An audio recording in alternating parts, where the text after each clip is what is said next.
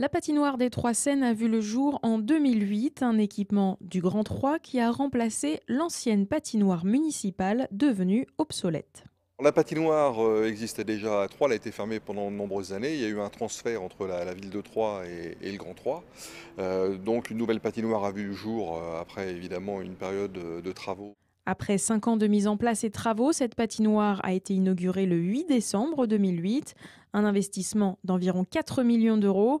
Le bâtiment, en forme d'iceberg, possède une ossature qui rappelle les sheds, les toits des usines textiles de la ville. Aujourd'hui, cet établissement est au service de tous les Aubois. Ça a véritablement une dimension totalement communautaire, au même titre que le Stade de l'Aube, par exemple, aujourd'hui. Autre équipement de l'agglomération.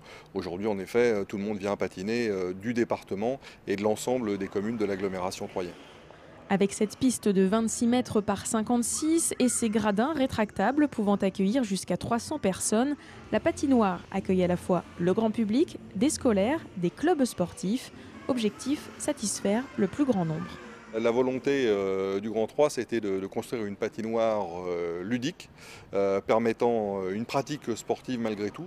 En effet, 3 clubs s'entraînent ici, l'école de glace des Trois Seines, le PAT, le patinage artistique 3 et les Tricasses, le club de hockey sur glace. Chacun dispose de créneaux horaires différenciés, 7 jours sur 7, entre 7 heures et 23 heures. Chaque club loue la patinoire complète pour leur travail. Il faut savoir que c'est quand même des sports qui demandent beaucoup de travail, de répétition et surtout beaucoup de silence et de concentration pour certaines activités, notamment le patinage artistique, ou également pour le hockey, quand ils travaillent leur technique, etc. Il faut que personne puisse les voir parce qu'il ne faut pas que ça puisse communiquer auprès des autres clubs.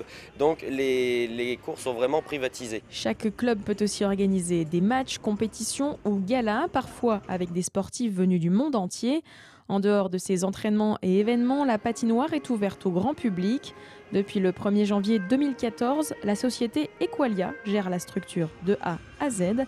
Le Grand 3 lui a confié cette mission dans le cadre d'une délégation de service public. Le contrat exige notamment une offre d'animation variée.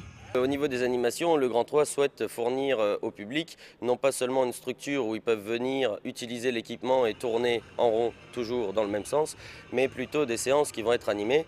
On a des séances type par exemple soirée mousse, par exemple des soirées disco avec bulle party où le personnel est déguisé, où la structure est vraiment adaptée par rapport à l'événement. Et après sur nos séances banales si je puis dire, on a toujours quand même du matériel sur la glace pour pouvoir faire des slaloms, passer sous la barre.